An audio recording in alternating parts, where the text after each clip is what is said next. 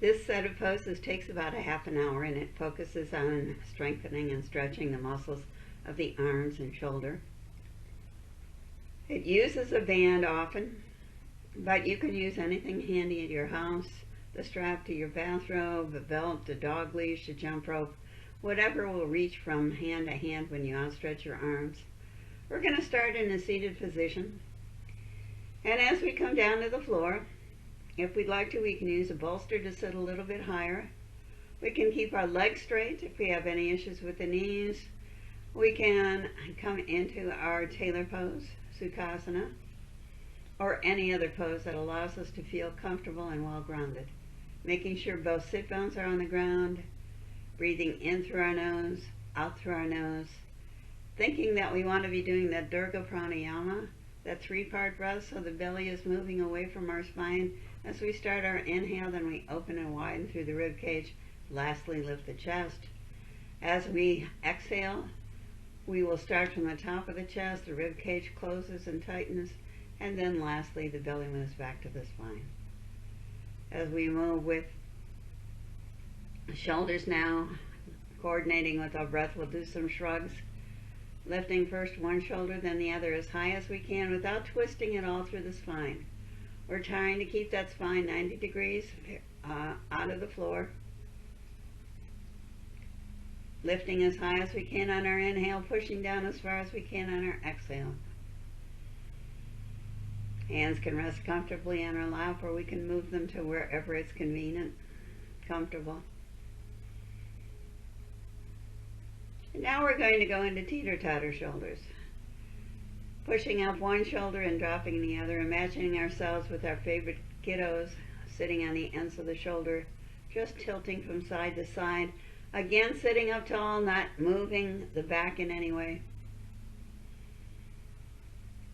And now we're going to think about doing some shoulder rolls, bringing the shoulder up and forward, down and back. Switching to the opposite side.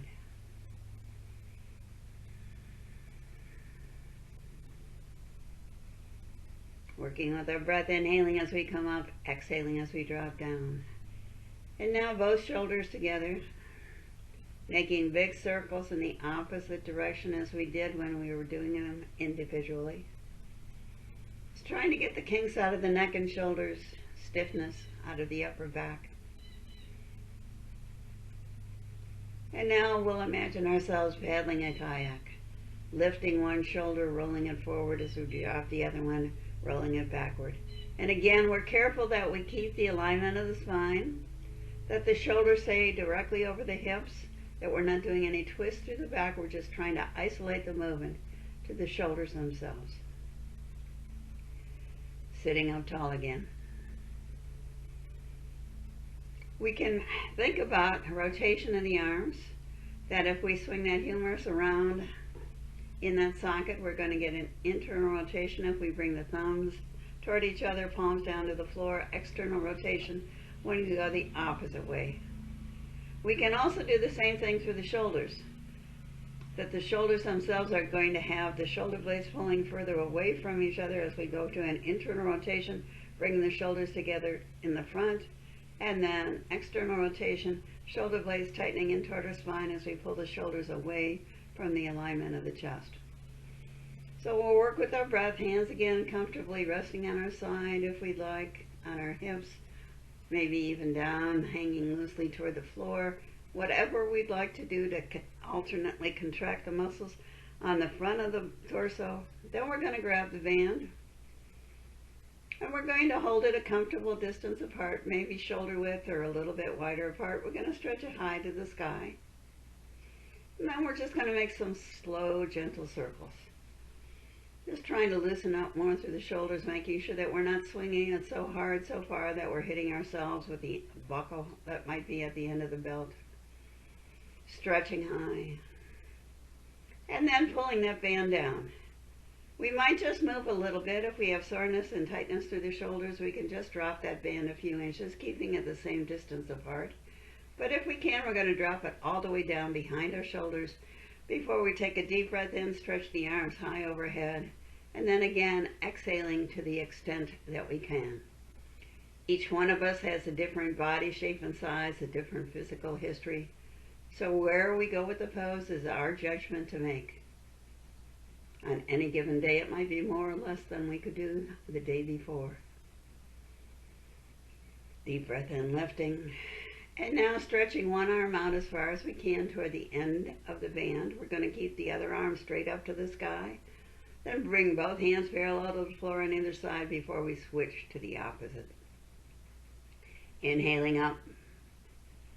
Exhaling as we bring top arm closer in toward our midline, other down to the floor.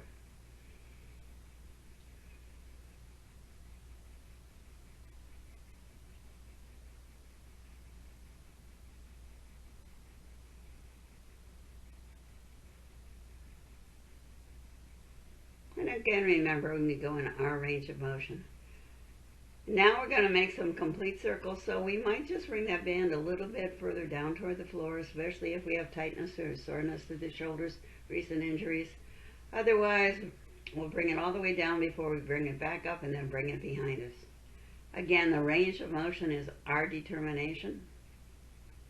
If we can, we'd like to move slowly and make a complete circle, bringing our hands all the way down to the floor in front, and then lifting high and extending those arms behind us.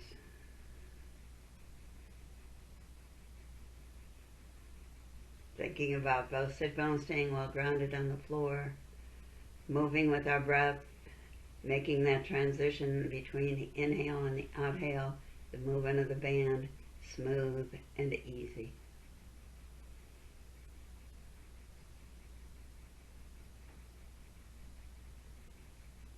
Now we're going to let go of the band, bring our palms facing up, and slide that band over the tops of our palms so that we can do a little bit more of an extension, lifting the arms behind us, or abduction, adduction, taking it to either side.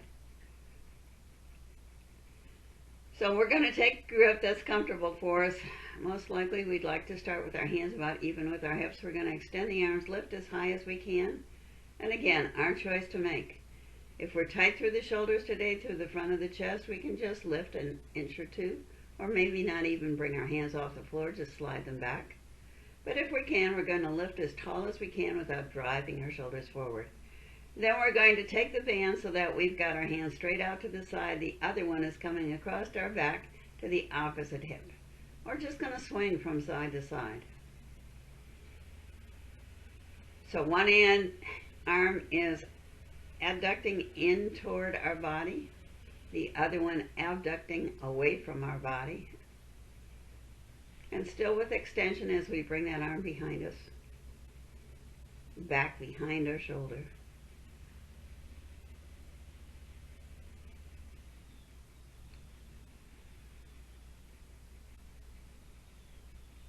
And sitting and tuning into our breath again. We're going to think about working more through the muscles of the shoulder. We're going to lift one arm, bring the elbow even with the top of the shoulders. If we're really tight, we can just take our opposite hand and we can bring that elbow in. Otherwise, we can interweave the arms. We might be able to put the backs of the hands together, or better yet, bring the palms together. But we're still thinking about keeping the elbows lifted, even with our shoulders if we can, and contracting the muscles on the front of the chest and really stretch out the muscles on the back. This is our eagle pose, Garudasana. We'll shake out our arms if they're tight, and then we'll switch to the opposite side. So this time it will be the right elbow in front of our nose, left arm coming around. Unusually tight today, we can just swing that arm toward our midline. Otherwise, we're going to interweave the arms as we can. Still trying to keep the height of the elbows even with our shoulder. Still trying to contract the muscles on the front as we work on the stretch through the muscles of the back.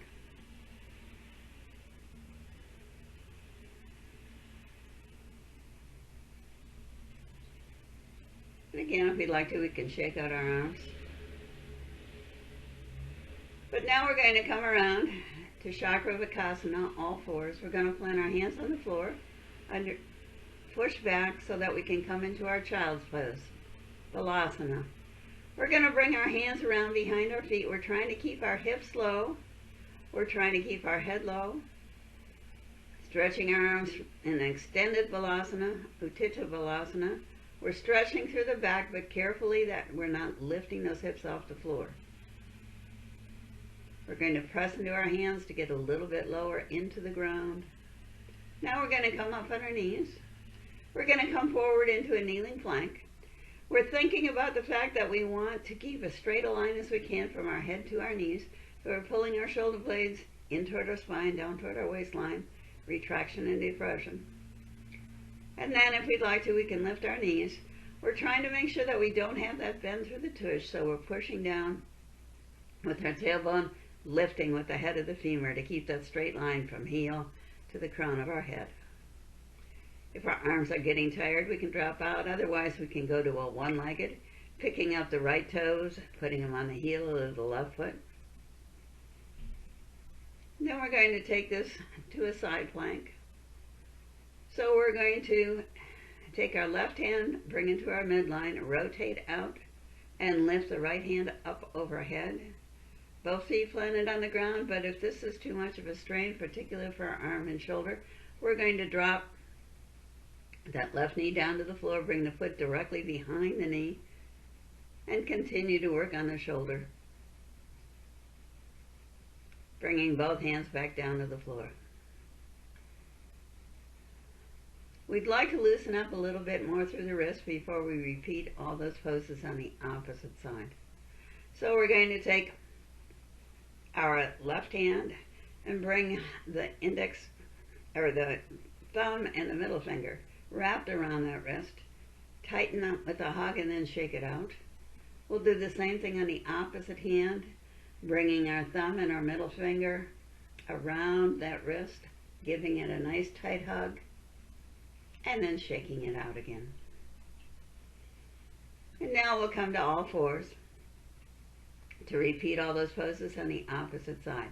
Coming into our plank of choice, kneeling plank. If we prefer, we can stay here, but we're still looking for that straight line from the crown of our head down through the knees. We can lift the knees if we prefer, giving ourselves a little bit more of a challenge to our strength in our arms and our shoulders. Thinking about tightening out, keeping tailbone pushing to the floor, going to our one-legged if that's our choice. Picking up the left foot, putting the toes on the back of the right heel. And then we'll go into our side plank again, bringing our supporting hand, our right hand to our midline, lifting the left. And again, if we're feeling as though this is a little too much work on that right shoulder and arm today, we can have the option of dropping that knee to the floor to give ourselves a little more stability, a little less strain on the wrist. We're going to push back into our child's pose again. We're sinking those hips as low as we can down toward our heels. We bring our arms around to our feet so that we can do some wrist circles.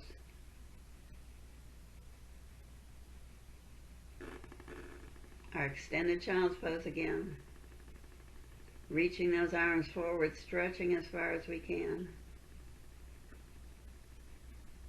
And then coming up on our knees. We're going to come into our down dog, so we pick up our knees. We push our heart back toward our thighs, our shoulders but down toward our toes. We're trying to make an inverted V with a straight line from our hands up to our tailbone. We make sure we've got at least the balls of the feet on the floor. If we can't pick up on our toes, our feet are too far back, we're going to step them a little further forward. And then we're going to swing our left foot forward, getting ready to come into our standing poses. We plant that right foot flat on the floor, turned at an angle, the heel's well grounded, the outer edge of the foot is well grounded. And we use our core strength, so we tighten our pelvic floor and our abdominals, our bandhas, to stand up tall. Distance between the legs is not nearly as important as stability. We're going to take a moment to grab onto the band as we're going to be working with it as we go into these poses. So we're going to think about working first of all on our flexibility through our rotator cuff muscles. We're going to bring our hands in our cactus arms. We make sure that our midline of our body is lined up with the inside of our front leg. We stretch the arms high overhead. Then we drop the elbows even and rotate the hands down toward the ground.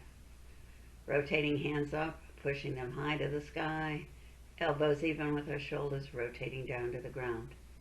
Making sure we feel a comfortable stretch in the legs so we're not overextending and pushing the feet too far apart. But we'd like a nice bend in that front knee, so if we can slide the feet a little bit further apart, that would be great.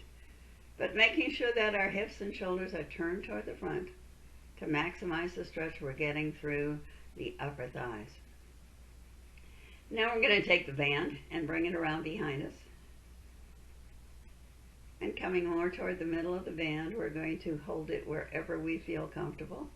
We're going to get into our intense side stretch, so we're going to step our right foot back a little forward a little bit so that we can get our feet parallel to each other, both of them facing forward, keeping our hips and shoulders lined up, making sure we're not twisting to either side.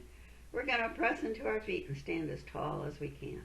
We're doing our hip hinge, bringing that bony part of the hip forward, the iliac crest in the direction our shoulders are moving. We come down, we can stop with our head, even with our hips if we have issues like high blood pressure, dizziness. Otherwise, we'll keep tightening the abdominals, tighten the quadricep on that front leg, and keep lowering into the ground. If we'd like, we can lift the hands up overhead. If we're feeling too much of a stretch on a hamstring of that front leg, we're going to think about putting a slight bend in the knee or lifting taller. We can adjust our hands, widen them further if this is uncomfortable for us, or bring them down to the hips. We're thinking about both feet well planted on the ground, keeping our weight off our toes. And then using our bonnets again. We tighten pelvic floor, we tighten abdominals, we stand up tall, nice and stable.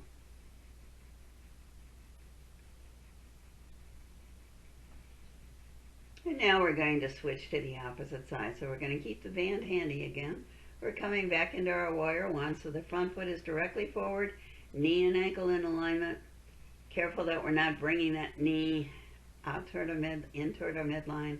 Back foot's turned at an angle, hips and shoulders directly forward. Cactus arms again to work on those rotator cuff muscles. Reaching high to the sky, elbows to the side, rotating down. Making sure we've got a nice neutral pelvic area, that we're not pushing the tush forward or pulling it back. That we feel a comfortable stretch through the legs. We're building up strength in the ankles, knees, and hips. At the same time, we're working the arms. And now coming into our intense side stretch again. We're going to take the band behind us, comfortable width between the arms. They can be right behind our hips. They can be out to the side, whatever suits, but we're going for length first, standing up tall, pressing into the feet, and then hinging at the hips. Making sure we don't drive our weight forward under our toes, feeling all the edges of the feet, maybe stopping with our head even with our hips, or continuing to drop down to increase the stretch in the hamstring, muscles through the back of the hips. If we'd like, arms float up to the sky. Again, we can open the arms wider if having them directly aligned with the shoulder is a little bit too intense. Some of us might even want to bring our hands closer together to increase that stretch. We'll step our feet together, bringing the heels in alignment with our sit bones. Thinking about tightening the abs, bringing our body closer in toward our legs. Then we're going to drop down to all fours.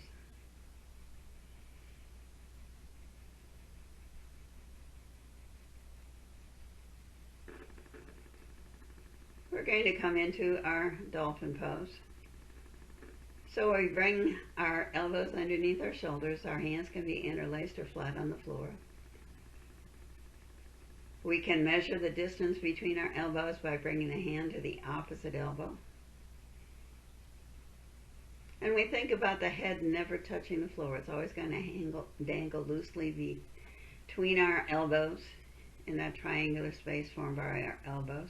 We're going to turn our toes under, and this is just like a down dog. We push our shoulders back toward our toes, our heart back toward our thighs. We try to keep at least the ball of the foot on the ground. If we'd like to, we can walk our feet closer and closer in toward our head to increase the length of that stretch.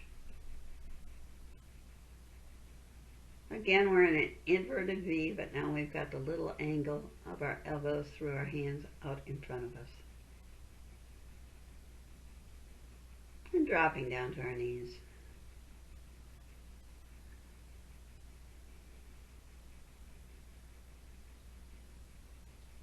We'll swing around, finding both sit bones flat on the floor,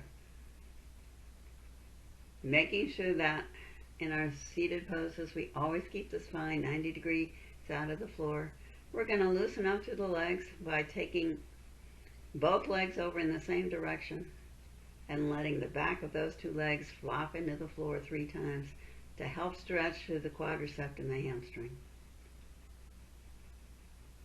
Then we're going to drop those knees as close as we can to the floor. If we need support under either one of them, any soreness through the knees, we can grab a bolster, a pillow, a blanket.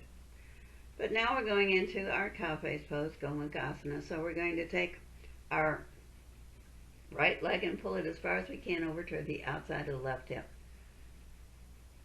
More gentle version of this is just to keep that left ankle in front of the right leg.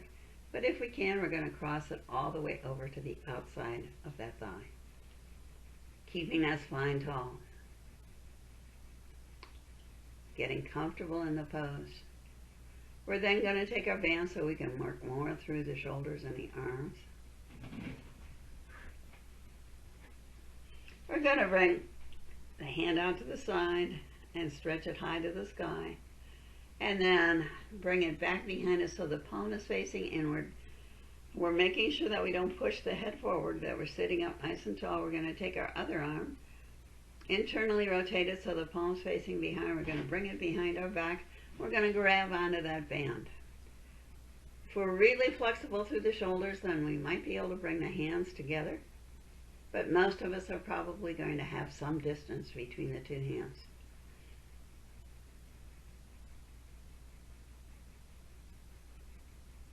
Now we're going to take this to a twist. We think about always pulsing on the side of the hip.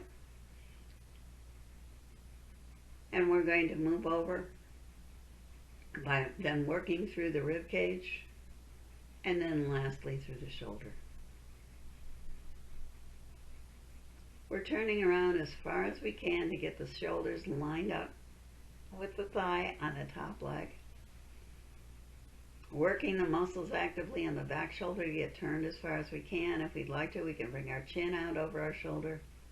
If we're having tension in our neck, we can drop our chin down and just let it slide slowly out toward the shoulder and back toward center with our breath. And then we'll come back so that we can repeat those poses on the opposite side. So again, we go into our pinwheel legs. We're going to thump the back leg 3 times, lift it up. And this helps simultaneously to lengthen through both the hamstring and the quad. And then we're going to slide the left leg further over, bring the right leg in front of us or to the outside, depending upon how we can keep that spine 90 degrees from the floor. Keep both sit bones well planted. And then we'll bring the band behind us, stretch the hand up and over the top, the other one reaching around. We might find a considerable difference between one side and the other. That's fine. Not a concern. We just do what we can in any pose. Then into our twist, making sure that we always start the pulse on the hip and then rotate through the rib cage, across the shoulders, actively working the muscles on the top of the back shoulder, turning as far as we can to the side without pulling that head behind us so that we have to lean back. Now we're going to come back down to our bellies.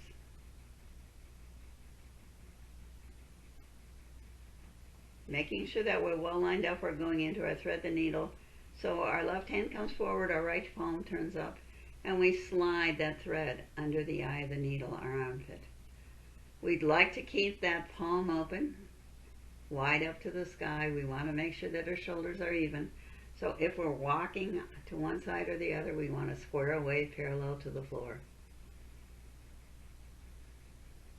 We can just let our chin rest comfortably in our arms. We can crab walk our other hand over to the opposite side so that we can come into our knot, working equally on both sides. But we want to maintain that stretch through the right shoulder by making sure that we don't let it drop lower to the ground, that we keep that palm turned up, hand as flat as we can get it. We'll bring that hand back to center. We're going to stretch out our right hand as far as we can to the side. Maybe widen our feet a little bit, but this is all about core strength as we look out toward that right hand. We start lifting it off the floor, and we come up checking to see how comfortable we are.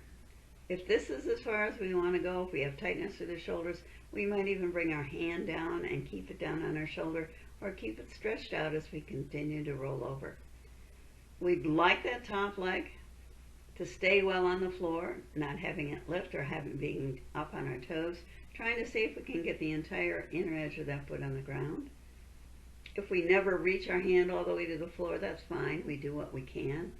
We don't go for pain or strain. We stay in a comfortable range of motion that allows us to use muscles without abuse. And then back towards center, watching our hand as it comes down to the floor before we switch to the opposite side. So right hand stays straight, the needle, left hand becomes the thread, palm turns up. And again, we think about keeping the shoulders parallel to the floor. Nice straight spine, hips and shoulders in alignment.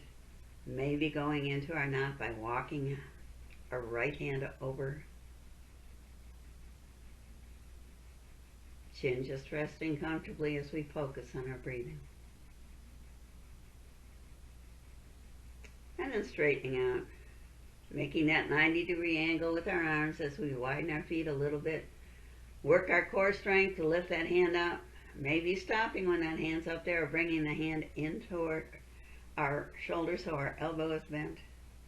And we might find again a considerable difference from one side to the other. We'll do what we can. If we can keep both feet well planted on the floor, the inner edge, big toe side of that top leg on the ground, that would be great. Then we'll roll back.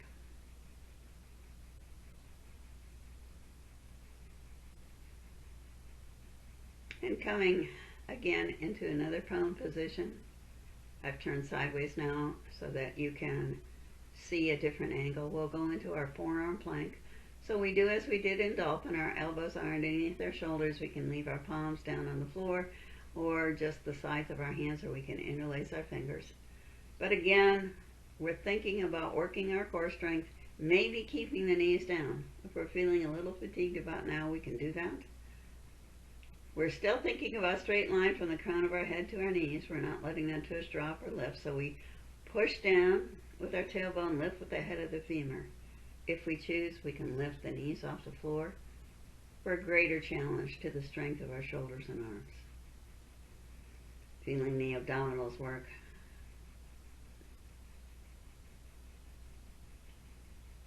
Dropping out of the pose whenever we feel we should. Now we're going into our cat and cow to loosen. We'll do a quick cat and cow to loosen up through the spine. Then push ourselves back into our child's pose. And make our decision whether or not we want to move into additional poses, whether or not we want to rest, or just move on with our day, sitting up nice and tall.